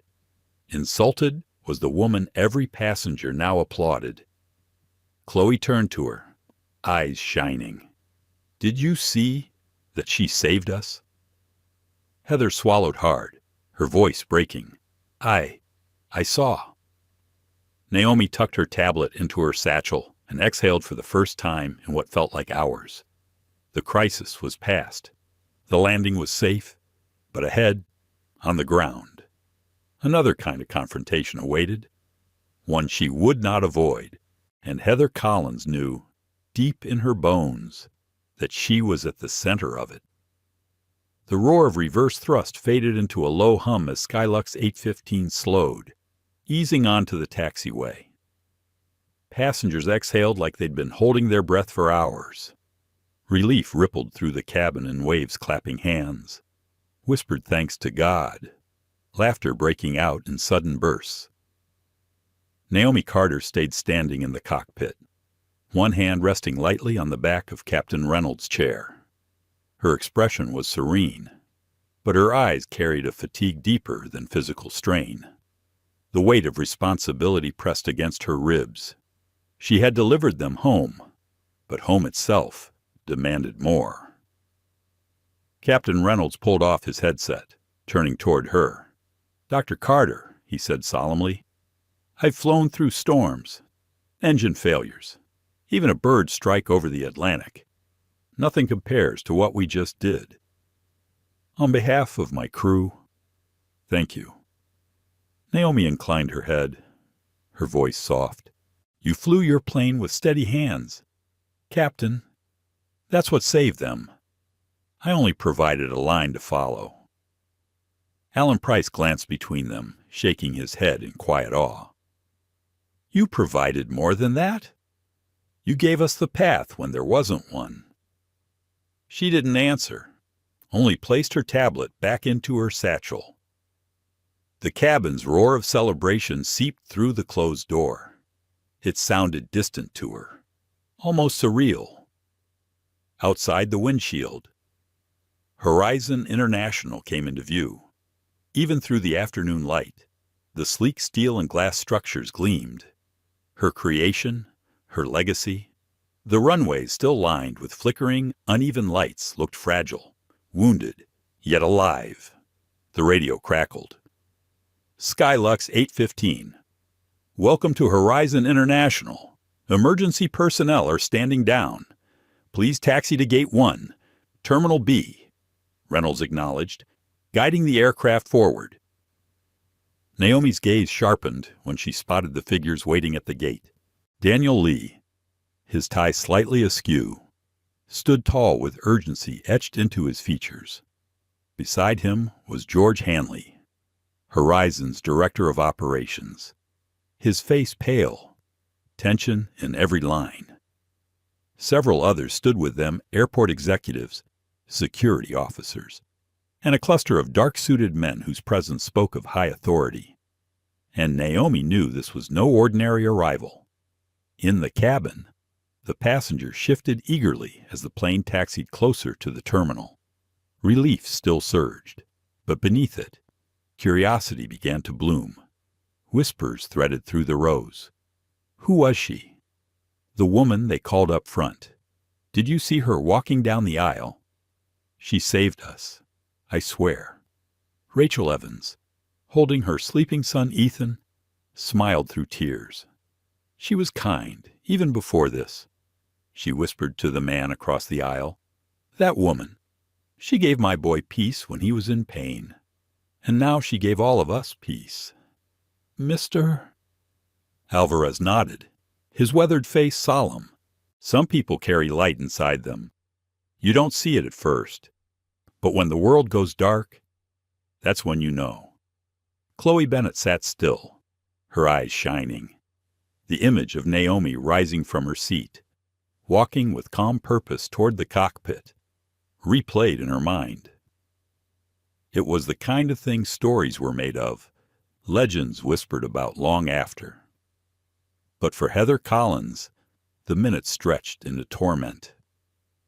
She sat stiff in her jump seat, her palms clammy, her chest aching. Every cheer from the passengers was a blade. Every whispered question felt like an accusation. She knew the truth was coming. She knew she couldn't hide behind uniforms or polished smiles anymore. The aircraft eased to a stop, the low rumble of engines tapering off. The seatbelt sign dinged, then went dark. Applause erupted again, louder this time, filling the cabin like thunder. Captain Reynolds came over the PA, his voice steady but charged with emotion. Ladies and gentlemen, on behalf of Skylux Airways, welcome to Horizon International. We thank you for your patience and courage during an extraordinary situation. Please remain seated for just a few moments as official personnel will be boarding to assist us. Once again, thank you. The cabin filled with murmurs, anticipation rising, official personnel, assistants. Everyone knew this was no ordinary landing. Naomi opened the cockpit door and stepped back into the cabin. Conversations died instantly. Dozens of eyes turned to her, passengers sensing the invisible gravity she carried. She walked down the aisle with unhurried steps, her leather satchel against her side. Passengers leaned away, making space as if compelled by instinct. Some nodded respectfully. Others whispered, "That's her, the one who saved us." Heather watched her approach, her chest tightening until she could barely breathe. Naomi's gaze never flicked toward her, never acknowledged her presence. That silence burned more than any words could. At the front, Marcus Hill waited near the door, his professional composure intact, though his eyes betrayed admiration. He gave her a small nod. "Dr. Carter." Naomi returned it with quiet acknowledgement.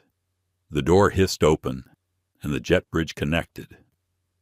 Standing there was Daniel Lee, face flushed from adrenaline, but relief softening his features. "Naomi," he said, stepping forward. "Are you all right?" "I'm fine," she replied, her tone firm. "The question is, are we stable?" Daniel nodded quickly. The patch has been scrubbed. We're running backup systems until a full diagnostic. George has the operations team ready for a full review. We'll be stable within the hour. George Hanley stepped forward, pale and contrite. Dr. Carter, I cannot begin to apologize for what just occurred. For the Orion grid to collapse on its first major test, Naomi cut him off, her voice crisp but not cruel. The system didn't fail. George, people failed. A patch was pushed without proper live testing. That mistake nearly cost hundreds of lives. We'll dissect it later. Right now, there's another matter I must attend to. Her eyes shifted back toward the plane, toward Heather Collins. Heather felt the gaze even without seeing it. Her chest hollowed, her vision blurred with dread. She knew her time had come. Passengers shuffled in their seats, waiting to disembark, sensing the weight of the moment. Marcus approached Heather quietly, his expression unreadable. Heather, he said evenly, Dr. Carter has requested your presence on the jet bridge. Heather's throat closed. Me? Yes. Now. The aisle seemed impossibly long as she stood, her legs trembling. Every eye seemed to follow her. Passengers' gazes burned with curiosity, with judgment. Mitchell Ford frowned in confusion, whispering, What's this about? But Heather knew, and that knowledge was heavier than any judgment from strangers. She stepped onto the jet bridge. The cool air felt like a blade against her flushed skin. Ahead, Naomi stood flanked by Daniel and George, her coat draped elegantly over her shoulders, her presence commanding. Heather swallowed hard, her voice cracking. Dr. Carter. Naomi raised a hand, silencing her. Her tone was calm, measured, but it cut sharper than anger ever could. Ms. Collins, for the past 3 hours, you were my primary point of contact with Skylux Airways. In that time, you demonstrated a dangerous lack of judgment. Heather's eyes filled with tears. I didn't know who you were. That, Naomi said, her voice like steel, is exactly the point. You didn't know. You didn't know who I was. You didn't know the man beside me had a bad back. You didn't know the mother with the crying child needed compassion, not contempt. You don't see passengers. You see assumptions. That makes you not only unkind, but unsafe. The words fell heavy, final. Heather's knees nearly buckled. Daniel's face was unreadable, but his eyes flicked with cold judgment. George's gaze fell to the ground, ashamed. Naomi turned slightly, gesturing to the man in a dark uniform who had stepped forward quietly. Franklin Hayes, Skylux's chief of in-flight services. His expression was grim. Ms. Collins, Hayes said firmly, based on the report from Dr. Carter and corroboration from your purser, Marcus Hill, your conduct today is a gross violation of Skylux policy. Effective immediately, you are terminated from service. Heather gasped, her tears spilling freely now. Please, it was a mistake. I didn't mean. Naomi's gaze held hers, calm and unyielding. Consequences rarely care about intent. Heather collapsed into quiet sobs, the jet bridge echoing with her despair. Naomi turned away, her focus already shifting back to the officials awaiting her. Her work wasn't to ruin lives. It was to protect the integrity of systems, whether of steel or of people. Heather's fall was only one necessary consequence of rot exposed. The reckoning had begun. Heather Collins stood on the jet bridge with her back against the cold wall, her eyes swollen from tears, her voice broken into fragments.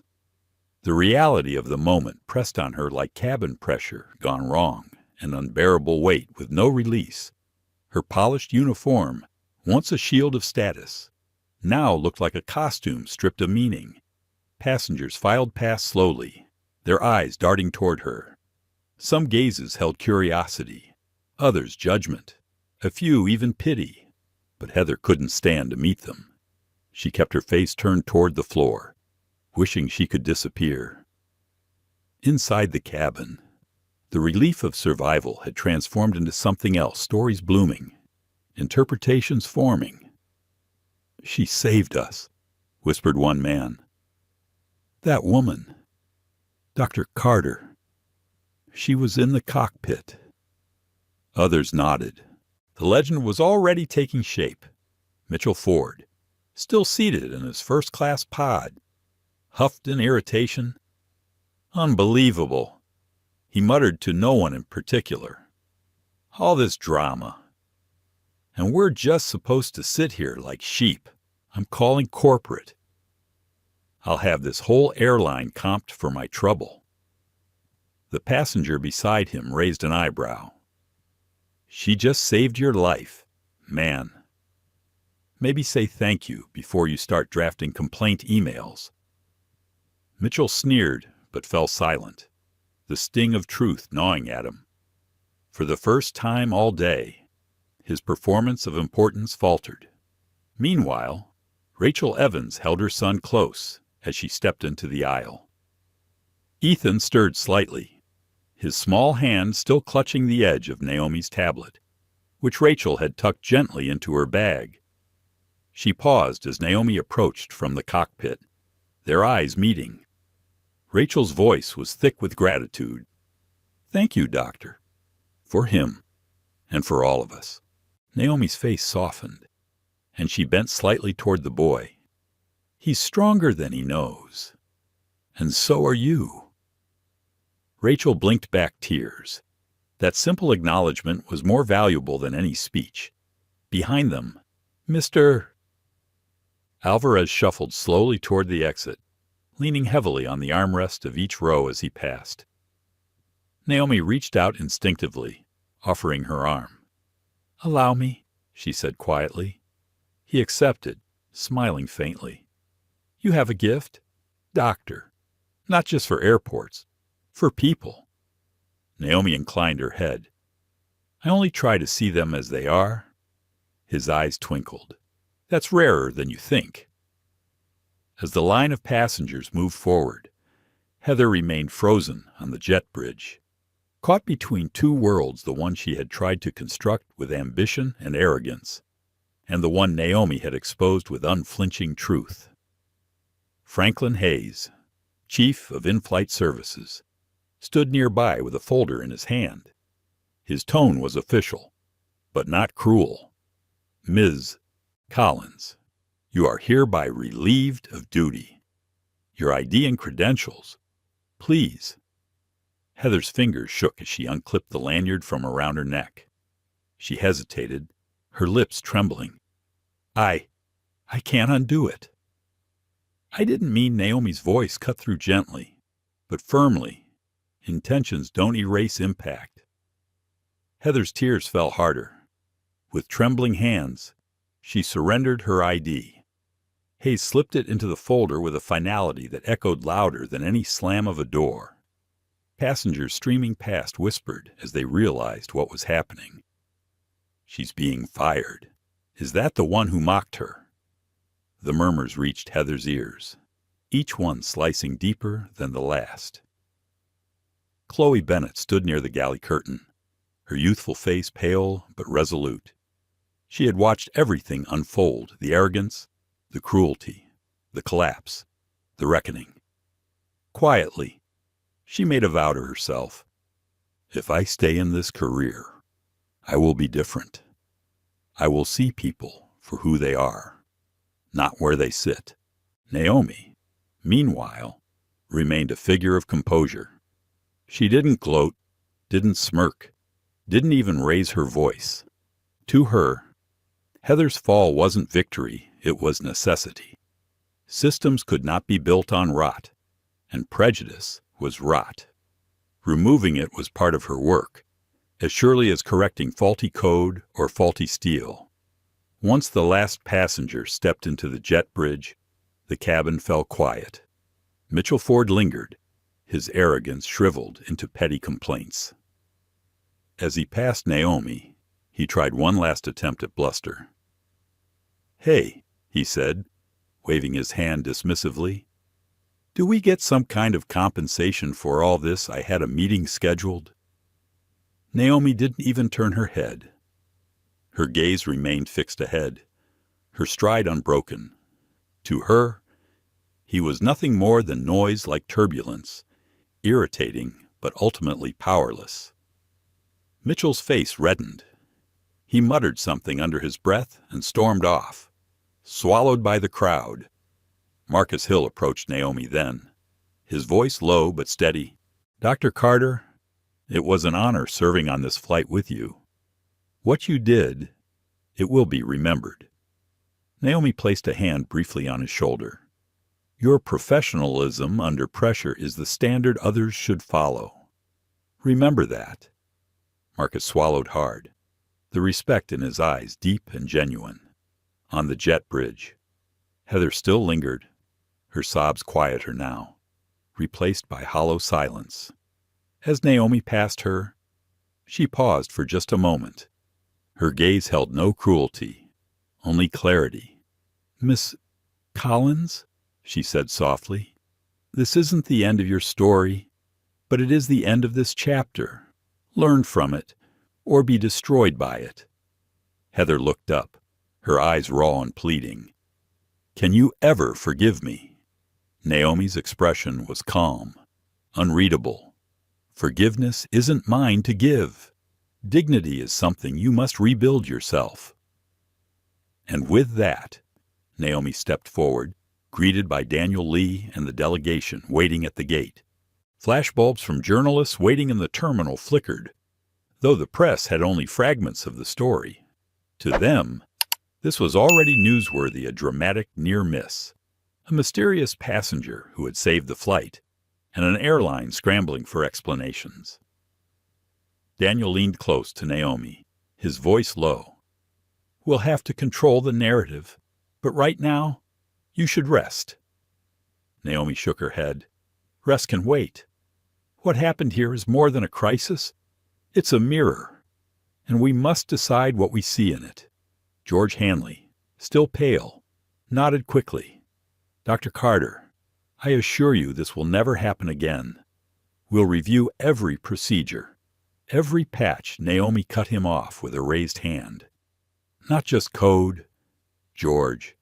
People. Technology fails, but so do humans. If you only patch the system and not the culture, then you've fixed nothing." Her words hung in the air like commandments. Passengers behind them caught fragments of her voice, enough to know they had been in the presence of someone extraordinary. The whispers spread quickly. "She owns the airport. She built the system. She saved us." Heather Collins sat on a nearby bench, slumped, discarded uniform cap in her lap.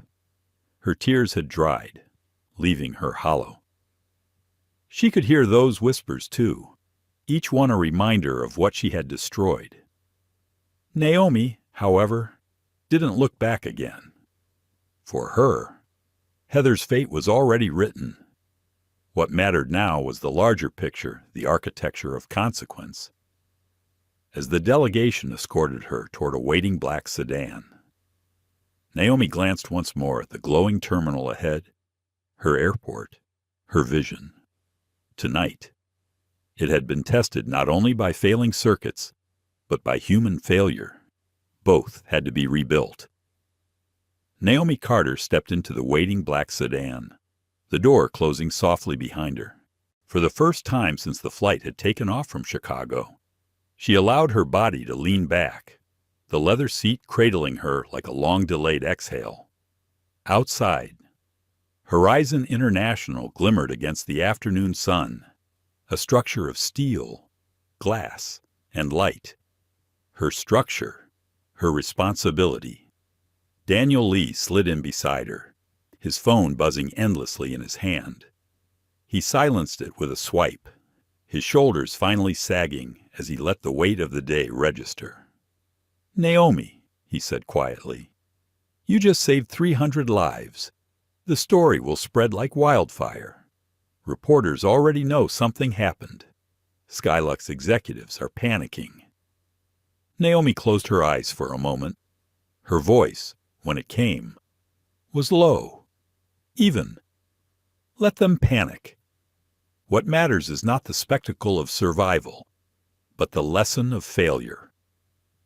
Daniel studied her profile calm, unwavering, yet softened by fatigue. And what lesson do you want them to learn? Naomi opened her eyes, gazing out at the terminal they passed. That technology is never the weakest link. People are.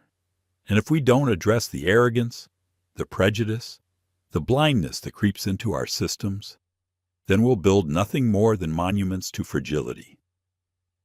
Daniel nodded slowly. Then we begin Monday. She gave him a faint smile. No, Daniel.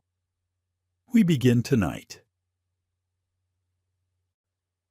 3 weeks later, the conference room at Skylux Airways headquarters was filled with executives, trainers, and union representatives.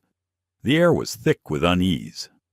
On the screen at the front, the title of the presentation glowed, Passenger First Initiative, a training framework for dignity and safety. Naomi stood at the podium, her presence commanding without a trace of aggression. She spoke not like someone seeking vengeance, but like an architect laying the foundation for something permanent. On Flight 815 she began. A failure occurred, not only a failure of code, but a failure of character. Systems designed to prevent catastrophe worked as they should, but the people tasked with protecting passengers did not. And that is where our work begins. The room shifted uncomfortably. Some executives exchanged glances, their faces flushed with the sting of truth. Naomi continued, We train for turbulence, for evacuations, for fire and smoke. But do we train for compassion? Do we train for awareness? Do we train for the split-second judgment that decides whether a passenger is treated with dignity or with disdain? Her gaze swept the room, unflinching. We must, because arrogance and prejudice are as dangerous at 30,000 feet as any engine fire. Behind her, the slide shifted to a case study and anonymized retelling of Flight 815. It documented the microaggressions, the denial of service, the ridicule of a passenger who appeared out of place. It laid out how these actions, left unchecked, eroded trust and created liabilities in moments of crisis. This case, Naomi said, her voice measured, is not a story of one woman's downfall. It is a mirror. Each of us must ask, do we see people as they are, or as our assumptions dictate? If the latter, then we are not just failing them, we are endangering them. A silence fell across the room. Even the skeptics could not meet her eyes. Marcus Hill, promoted to training supervisor after the incident, sat near the front. His chest swelled with quiet pride. He knew firsthand the truth of her words. Rachel Evans had been invited as well, with her son Ethan perched on her lap. She had agreed to share her story, how a stranger's kindness had soothed her child's pain, and how that same stranger had guided an aircraft safely to the ground. Her voice cracked with emotion as she spoke, but the truth carried more weight than polished speeches ever could. When Rachel finished, Naomi returned to the podium. You see, compassion is not charity, it is competence. Seeing a child in distress and responding with patience is as essential to passenger safety as fastening a seatbelt. Recognizing pain, vulnerability, or fear is not optional, it is duty. The room erupted into quiet applause. Even the executives who had resisted reform could not deny the power of lived truth. Naomi let the applause fade before delivering her final words. An airport is not just concrete and glass. An airline is not just engines and wings. They are systems of people. and a system is only as strong as its most prejudiced component. We build redundancies for technical failures. We must also build them for failures of character. Only then will we truly fly safe.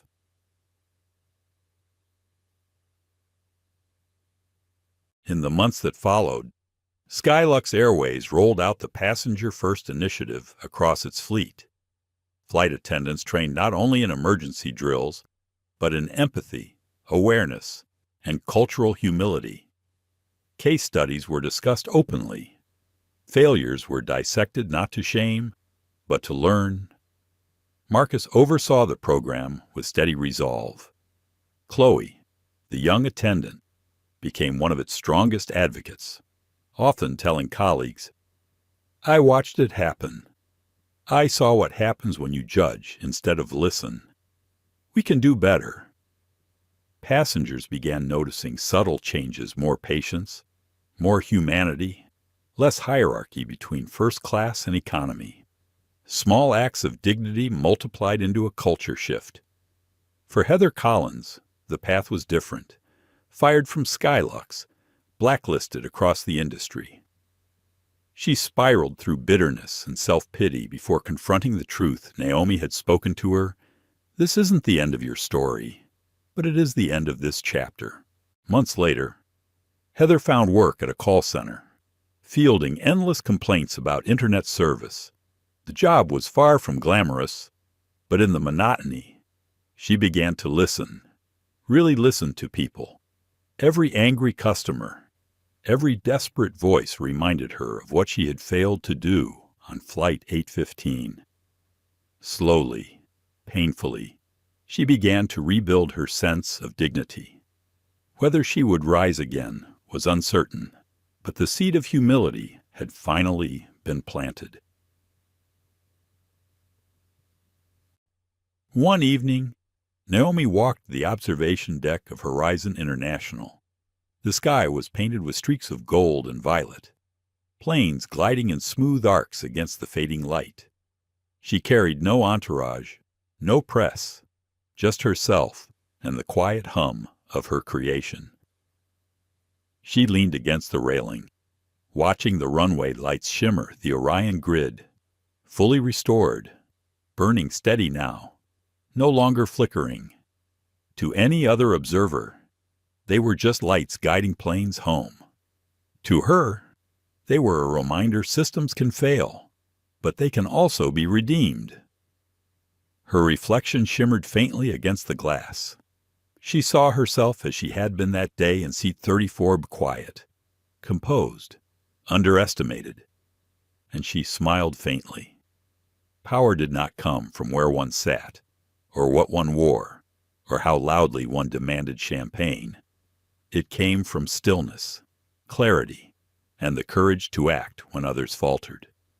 That was her architecture, not just of airports, but of consequence, of legacy.